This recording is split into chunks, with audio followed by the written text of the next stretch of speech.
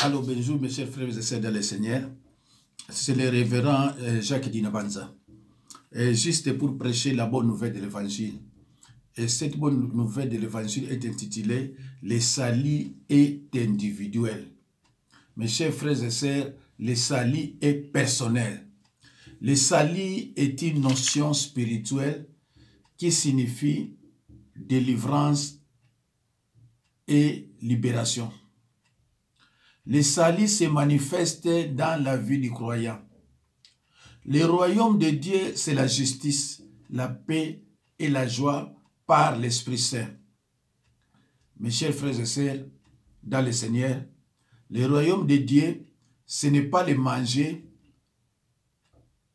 et le boire, mais la justice, la paix et la joie par l'Esprit Saint.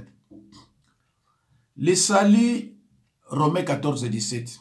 Le salut nous assure le paradis. Le salut nous assure le paradis. Jésus lui répondit, « Je te le dis en vérité, aujourd'hui tu seras avec moi dans le paradis. » Mes chers frères et sœurs, ici, les Écritures sont claires. Jésus lui répondit, « Je te le dis en vérité, aujourd'hui tu seras avec moi dans le paradis. » Luc 23, 43. Luc chapitre 3, verset 43. Mes chers frères et sœurs, ici, Jésus ne dit pas à ce monsieur crucifié avec lui que aujourd'hui tu seras avec moi, accompagné de tes parents, de tes sœurs, de tes frères et cousins. Non, il dit aujourd'hui tu seras avec moi. Le salut est individuel, mes chers frères et sœurs, dans le Seigneur. Le salut est individuel. N'imitez rien ni personne. Un lion qui copie un lion devient un singe. La Bible nous dit dans 3 Jean 11, n'imitez pas le mal. N'imitez pas le mal, mais imitez le bien. Mes chers frères et sœurs, le salut est personnel, le salut est individuel. Tu n'entreras pas dans le royaume de Dieu avec ta famille, tes enfants, ta mère, mon père et mon cousin. Non. Mes chers frères et sœurs, tu es assez grand, il faut beaucoup réfléchir, tu choisis ton chemin, car la Bible nous enseigne que le salut est individuel. N'imitez pas le mal, mais imitez le bien. Ça, c'est écrit dans 3 Jean 11. Copier makambo ya mabete, copier oyo ya malamu. Parce que le salut est individuel. Le salut est personnel. Ce n'est pas parce que vous avez la place de cousine, mais yo moni kuna baseneme za ya bien. Cousine na yo aligine sukuna te. Yo pe alobina yo pe longwa, yo po longwe. Ndeko nanga cousine na yo wana oyebi ete. Omonaka ye oyebi ete. Ba para na yo omonaka bango, mais oyebi bango te, mais omonaka bango, mais oyebi bango te. Yamona Bible sur la Matthieu 10, 36. L'homme aura pour ennemi les gens de sa propre maison, les gens de sa propre famille. Ndeko Luka oyeba Bible ko sepela. Luka vraiment oyeba Bible ndeko nangai oko sepela. Mes chers frères et sœurs, nos ennemis se cachent à travers les œuvres bonnes. Nos ennemis se cachent à travers les œuvres bonnes. Yamona boyoka kaba mama musuba zala misala mabe ngona olobina yo ke yo zalaka mona mokela liaka yo te bongo sikondi na kolia yo bola munyoso kana sali yo. Il faut aussi faire très attention à parole wana ozalaka mona muke na liaka yo te bongo komi mama mobimba boye na ko lia yo eza ba parole là-bas na Nzambe te. Mes chers frères, ce n'est pas pour rien que Dieu dit dans Apocalypse, je sonde le cœur. Motema ya mutu poye bango eza pasi. Tango yo oza epai ozozoma te ya bien. Mutu moko akoya ko distraire yo te azala nani aloba na oke non yo longwa awa kende pa iboye parce que kuna baza ko maltraiter nga to bazo sala nga boye. Non. Biloko wane ko kota yo na motema na yo te, ko kota yo tuta ata muke. Oyebi te azoloba na onde ngona pourquoi? Peut-être pas yo zolanda oza protéger. Alingi along la protection wana. On ne change pas l'équipe qui gagne.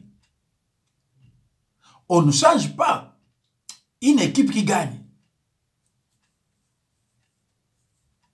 Le sali est individuel. Na lola okokende yo moko. Okenda mutu boyete. Na lola okokende yo moko okokende na mutu mususu te. Yango babi nzela ya lola. Eza moke. Okota kuna yo moko. Me bande ko ngai. Jésus-Christ akotinda mutu na enfer te. Jésus akotinda mutu na enfer te. Yo moko ta façon de te comporter ne oponi enfer. Mais ye akotinda okuna te. Akotinda jamais na séjour de mort un lieu de tourment. Makambu oyo sala yango nde ezomema yo kuna. Ofingaka basala na Nzambe, okritikaka bango ndenge yo lingi, omona bango batu pamba. Mais basala na Nzambe bazofinga yo te, to bazofinga bino te, bino bazofinga basala na Nzambe, oyeba ke ozo sala choix na nzela na yo. Musala na Nzambe akobimisa jamais maloba afinga. Mais tant yo yebi ke o aza musala na Nzambe ozo finga ye ndengo lingi. Il faut s'attendre ndeko nanga quelque chose ekoyela yo. Olinga te, il faut s'attendre à cela. Mes chers frères et sœurs, ceux qui sont dans la Bible, dans Matthieu 10, 40, il y a la Bible. C'est lui qui me reçoit.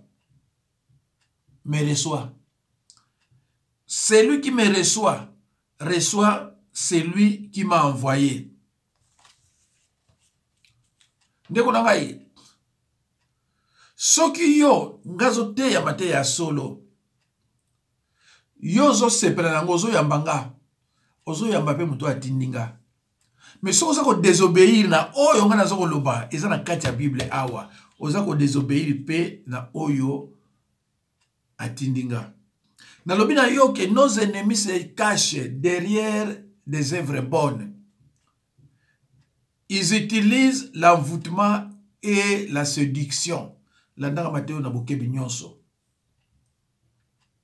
Lola eza nzela ezali personnel, eza individuel. Eza te muto yo okota pona muto te yomoko. Eza na bana mususu awa na poto, surtout bana baza na poto na ba mawa parce que bazo kotsa bana makwa au céleri oyo bango ba yebite. Ba bote mile bango awa na poto. Mais bazo kotsa bango makwa kindoki, bango ba yebi makwa kindoki te. Mais bato bazo kotsa bango kuna na kati. Et tango akoti nzela lo le baby.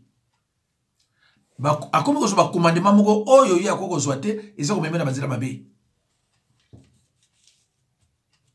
Mais bino ba oyo bozo bebisa bana wana bozo tcha bango na nzela mabe. Boye ba ke bino poke na séjour de mort na lieu de tourment.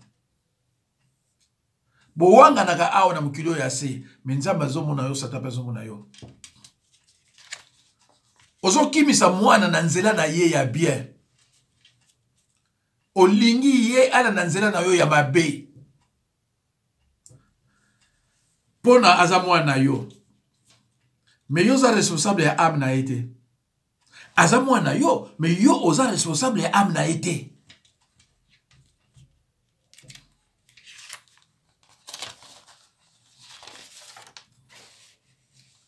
Alors, dans le Nouveau Testament, on peut noter tout d'abord que la notion religieuse d'une délivrance à caractère moral et spirituel devient prédominante quand il est question de salut. L'usage non religieux est pratiquement limité à la délivrance d'un danger de mort imminente. Actes des apôtres 27-20. Actes des apôtres 27 et 31. Parlons entre parenthèses des évangiles synoptiques. Les évangiles synoptiques sont les 3 premiers évangiles du Nouveau Testament.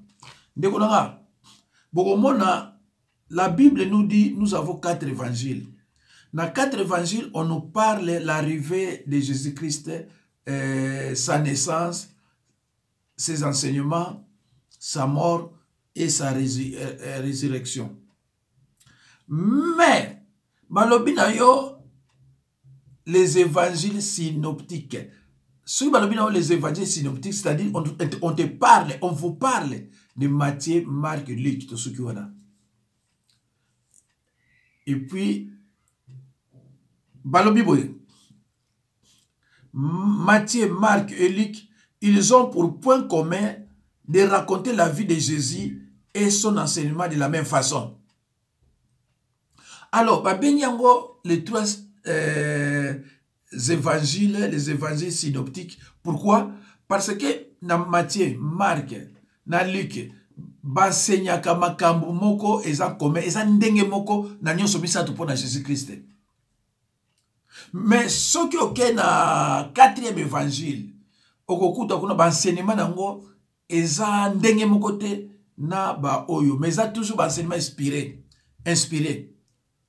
Donc, okokena Jean onokuta ba parabole eza te. Mais ce que je na Matthieu, Marc, Luc, okokuta ba parabole eza kuna. Donc ba enseignement na bango eza ya okokana. Ya ona benga yango les 3 évangiles synoptiques. Voilà. Donc, ils ont pour point commun de raconter la vie de Jésus et son enseignement de la même façon. Le mot salut n'est mentionné qu'une fois par Jésus, Luc 19, 9. Jésus lui dit, le salut est entré aujourd'hui dans cette maison, parce que celui-ci est aussi un fils d'Abraham. Jésus peut se désigner lui-même en employant ces termes, se présentant comme l'incarnation du salut et faisant accéder Zachée au pardon. 4e évangile. Cette double vérité est soulignée dans le 4e évangile, dont chaque chapitre présente différents aspects du salut. En Jean 1,12, je lis au nom du Seigneur.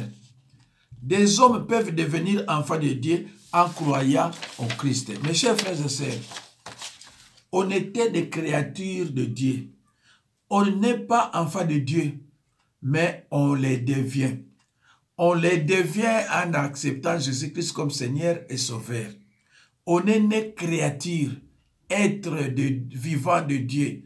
Mais on n'était pas, parce qu'on était dans le péché, on n'était pas enfant de Dieu. Mais on est enfant de Dieu lorsque vous acceptez Jésus-Christ comme Seigneur et Sauveur. C'est pour ça qu'on dit dans 2 Corinthiens 5, 17, lorsqu'on est en Christ, on devient une nouvelle créature. Une nouvelle créature, c'est un enfant de Dieu. Mes chers frères et sœurs,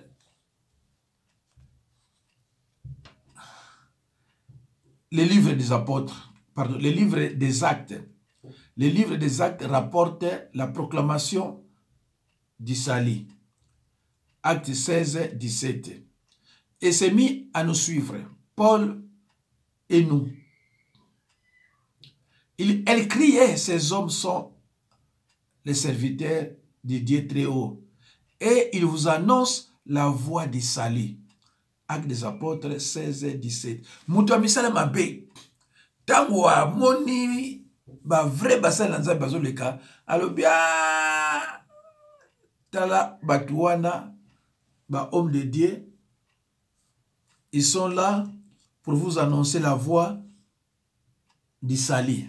Malgré Aza Moutamini Bambindo, mais à reconnaître que voie ya salut et zali. Alors, les épîtres pauliniennes, Paul affirme que les Écritures peuvent te donner la vraie sagesse. Paul affirme que les Écritures peuvent te donner la vraie sagesse qui conduit au salut par la foi en Jésus-Christ. 2 Timothée 3, 15. Mes chers frères et sœurs, il faut avoir l'habitude de lire constamment la parole de Dieu. C'est très important pour vous et pour moi. Ce que vous avez dit, c'est faux pasteur, faux prophète, surtout na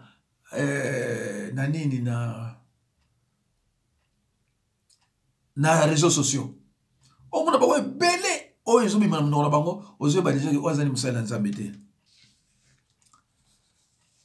L'épître de Jacques. Jacques enseigne que le salut n'est pas par la foi seule, mais aussi par les œuvres. Jacques 2, 24. Mes chers frères et sœurs, l'intention de l'auteur est de dissuader quiconque imaginerait que le salut repose sur une reconnaissance intellectuelle de l'existence de Dieu sans que résulte pour lui une transformation de cœur débouchant sur des œuvres de justice. Jacques ne répudie pas la foi véritable, mais il dit que sa présence se traduit par un comportement qui témoigne de l'effet de la parole de Dieu dans l'individu. Mes chers frères et sœurs,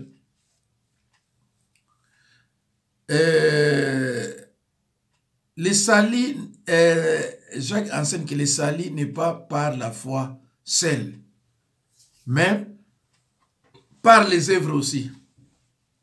Ndeko, ndenge nini yozali ba œuvre ozana sali.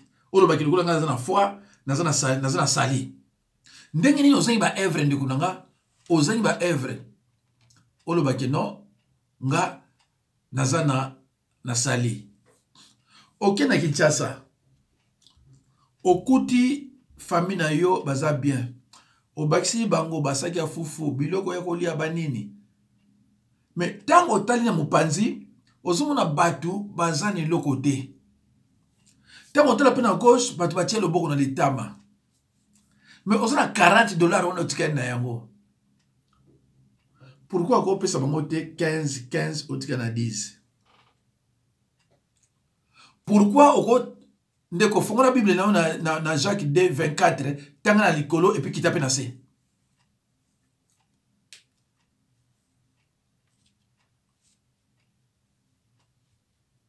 Jacques enseigne que le salut n'est pas par la foi seule. Kaka sali kapamba. Non, il faut pas une transformation motema na yo. Motema na yo ezakati libanga. Maboko na yo ezaki makasi okabakate. Okoza na salite. Vraiment, okoza na salite. Jamais, jamais, jamais mosani oza na salite. Aucun hôpital nde waza kobela. Oko memata fruité. Ozoki na maboko pamba. Aucun nebembe pa muta kufi. Pa consultation yali. Yosuke maboko pamba, mais oza na carte bleue oza na maboko na banki.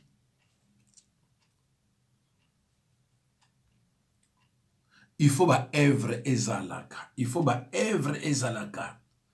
Biso na bandimi mususu mona vandi kaya yebo kana bi ah pasteur, zo sa na kendaki ne bembe na wapi na Cologne na Allemagne.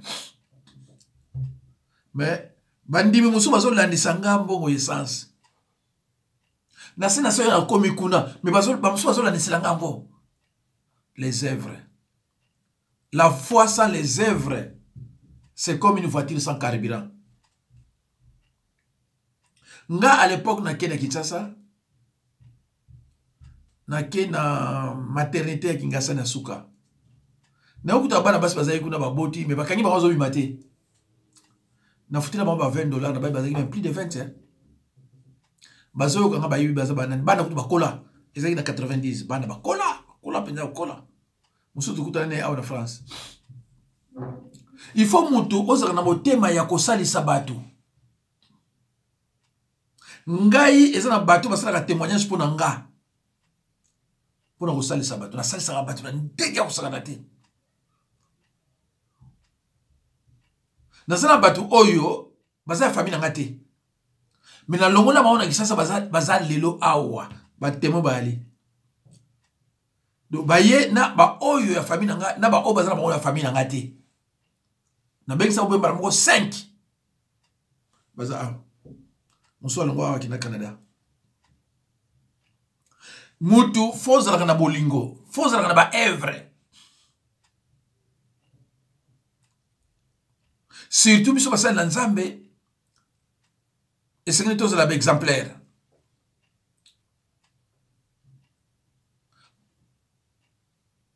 Jacques enseigne que le salut n'est pas par la foi seule, mais aussi par les œuvres. Jacques 2,24.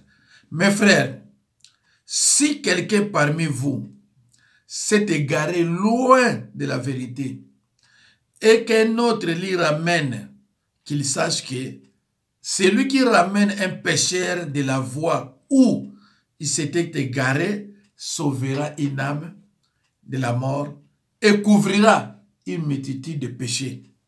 Jacques 5, 20. Mais ndeko tamu yo zo zwa Biblia na yo ozo te ya mutu o changer mutu wana o azaki égaré na ba péché o ramener ye o moni ba evre o moni ba evre tozo na mwasi ya ndumba na Bible kaka na Jacques.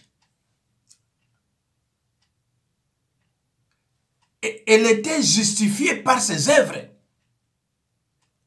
Bakumisa ye Bible a yango. Bakumisa ye. Na tiako quelque part, je vais prêcher sur la prostitution, la prostituée. Parce que bino a bato mokili, bo finga ka bandumba. O yebite mutu wana kuma ndumba pona nini? Yo yebite mutu wana kuma ndumba pona nini? Yo ozo finga ye. Mais Bible zo tali sabiso na place moko bakumisi ndumba wana. Bible mtukumisi ye. Comme on a basé à Kaito. Dans notre quelque part, ba verset libéré même tout. Mais c'est la Jacques. Na ko prêcher mo pona ba o ba finga bandumba. Alors, mes chers frères et sœurs dans le Seigneur, na 1 Timothée 5,17, balobi les anciens qui dirigent bien soient jugés d'un double honneur. Balobi biso basala Nzambe, faut pas juger biso na double honneur pour na musalo to ça les a passi. Eza ya pasi. Faut pas juger biso na double honneur. Tandi sikoyo na sisi ko teya, na zaina mateya, bato bazo benganga na ozo bango te. Toza dimanche, je crois le 9 10 2022. Na silisi ba mususu bino musuko lali. Mengai na zoko tia musiku na réseaux sociaux. Pona ba oyo bazape ya ministère d'angate balanda yango. Alors double honneur elingo loba nini? Elingo loba ke il faut en respect na musala Nzambe. Double honneur elingo loba il faut en respect na musala Nzambe. Deux, il faut qu'on soutenir financièrement. Na base bomoni mateya musuna tchaki balobi ceux qui exercent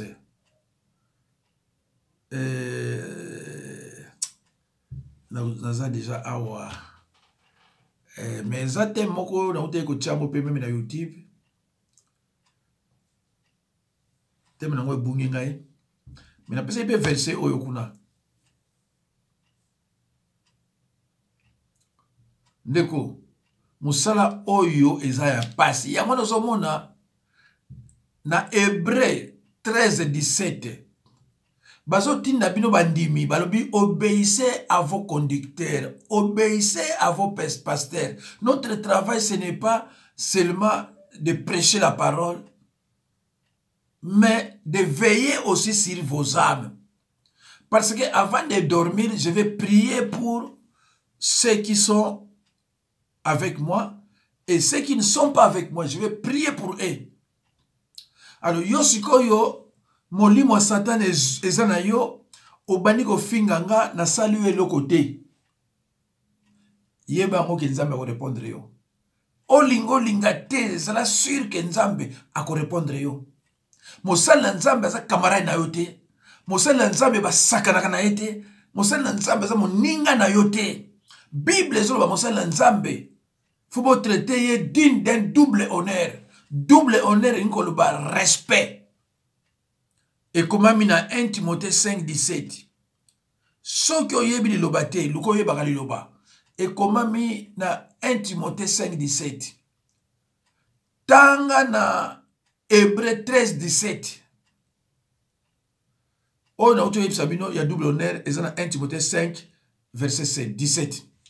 Hébreu, obéissez à vos conducteurs. Hébreu 13:17. Tanga onkuna, obéissez. Balobina ote ke désobéissez, obéissez. Tanga na lobina yo sala oyo. Et ça na kati ya Biblia, il faut obéir na ngo. Soko désobéir, on désobéir na muto atindinga. Voilà. Soko sako désobéir na ngo, on sako désobéir na muto atindinga. Parce que oyo ngaso bana yo eza maloba na ngai teza ya Nzambe.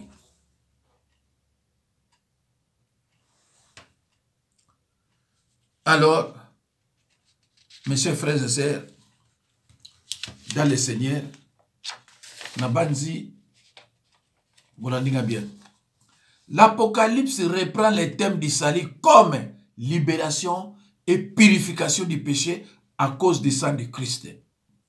De nombreux versets de la Bible nous parlent de la vie éternelle qui nous est accordée gratuitement par grâce, par le moyen de la foi en Jésus-Christ. Certains d'entre eux contiennent également de précieux conseils concernant les moyens de marcher sur le chemin du salut vers le royaume de Dieu. Mes chers frères et sœurs, dans le Seigneur, nous avons Matthieu 7, 21, mais yo avons Matthieu 7, 21 à 23. Je lis au nom de Jésus-Christ. Ceux qui me disent Seigneur, Seigneur, n'entreront pas tous dans le royaume des cieux. Mais celui-là seul qui fait la volonté de mon Père, qui est dans les cieux, qui entrera dans ce royaume. Mais yozo finganga ngaza pasteur. Ta ngaza pasteur ya chrétien nyonso pa ezali. Mais oui, parce que na ba mindele ba benganga. Na ba ivoirien ba camerounais ba benganga. Donc ta ngaza pasteur ya yo soki oza chrétien soki de l'église. Alors soki yo yebi yango te c'est que pasteur na yo aza pasteur te. Ayebi lo bapete netika yo. Un pasteur na yo fa yebi sa yo yango. Tango naza pasteur mutu tout oyo babenye chrétien. Donc tango yo fininga yeba kendeko me mukumba. Tango yo fininga ko yeba ke ozumo kumba. Mais yeba yango Bible zo na Nombre 14 18 que les iniquités des parents tomberont sur les enfants. De la troisième jusqu'à la 4e génération. Okomona bana no bazaki na bango bien. Lokolo mekende ko finga musali na Nzambe. Ba mususu mabale kozala te, ba mususu mabale ko kufa, ba mususu ba ko kufa à cause ya yo. Bible lobi tes méchancetés. Faut la parole. Tes méchancetés tomberont sur les enfants.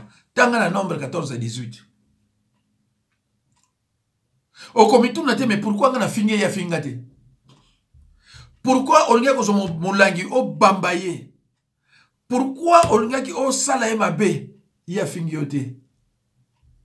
Mais et le bien le côté yé a fingiote à répondre ma fingate.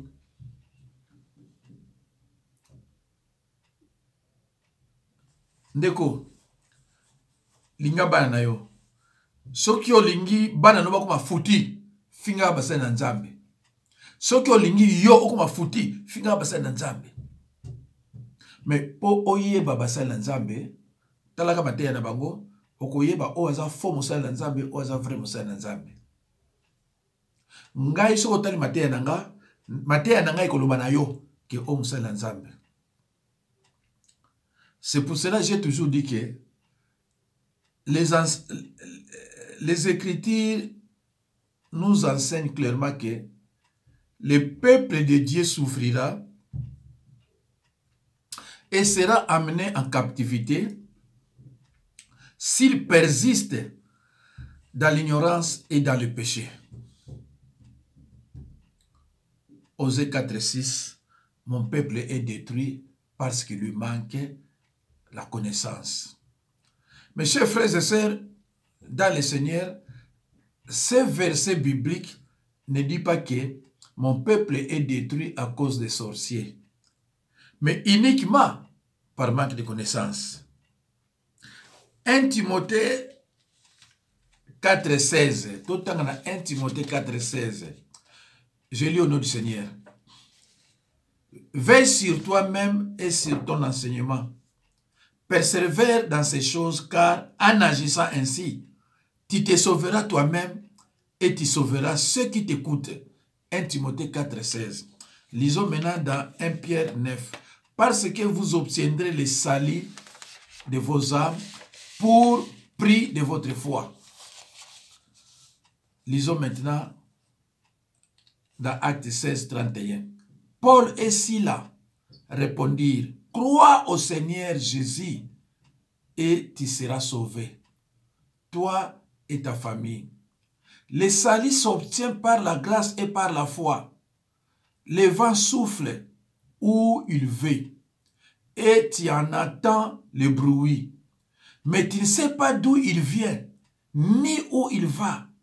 Il en est ainsi de toute personne qui est née de l'Esprit. Jean 3, 8. En effet, c'est par la grâce que vous êtes sauvés par le moyen de la foi. Le mot sali comporte une idée de victoire, de santé ou de protection.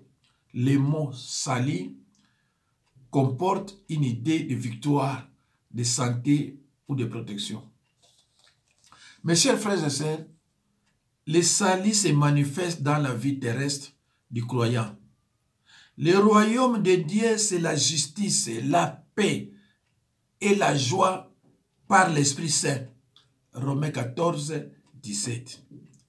Le salut nous assure le paradis par notre mort. Jésus lui répondit, Luc 23, 43, « Je te l'ai dit en vérité, aujourd'hui, tu seras avec moi dans le paradis. » Mes chers frères et sœurs, en Christ, c'est la fin de notre enseignement intitulé « Le salut est individuel, le salut est personnel. » Le salut est individuel. Et pas yozu lobiko. Et pas yozo monake. Ezo chanzenga. Mutumoko ako ko entraîner yote. Alobana yote. Kokinesu kunate. Ponga naza. Tata mwasi na yo. Ponga naza tata na yo. Ponga naza mama na yo. Te. Soka lobi na yonde wana. Oyebite tina nini azo lobana yo. On ne change pas l'équipe qui gagne. Et en plus, tolobi respect na soutien. Tangu